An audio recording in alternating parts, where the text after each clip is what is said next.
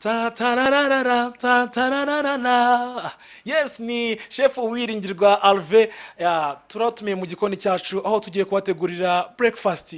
Abantu benshi bazi ko breakfast wa kugira ngo ube mu buzima bwiza urya breakfast nziza bisaba ngo ujye muri hotel cyangwa se muri restaurant zikomeye. No, birakoroheye nkurikirana ko ukene ko bwije nk'igisha uburyo wategura breakfast yawe.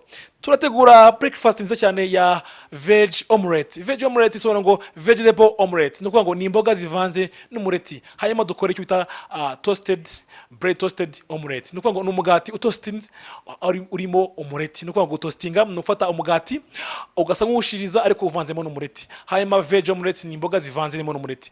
Rero ni karibu muri kitchen yanjye nitwa Uwiringirwa Alve. Reka tubivuge tubibereke ko bimeze. Murakoze cyane. Yes, bimwe mu bigize ibyo gukora ingredient zacu cyangwa se ibigize ibikoresho turi bwifashishe muri ngaha dufitemo hano dufite amagi nko mubibona na amagi 4 tuzokoresha mu mireti 2. Hano ni ibikoresho dufite byose nk'ibisanzwe ngi ni chopping idufasha gukata zino veg mwabona ngaha ibi ni onions izi ngibi ni pavro izi ngizi ni inyanya ziri choppings. Hano dufite umugati tuza gutostinga hano dufite n'imiteja tuzakoresha muri vegetable omelette.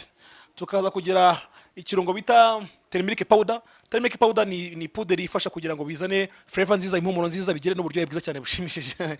Yes, hano dufite blender, blender iradufasha mu kumixinga amagi yacu. Dufitemo hano na n'umukasi udufasha gukata imiteja mwabonye twaberetse ahangaha. Handi numva na chef knives, iki ni icyuma cya chef cyacu nyine.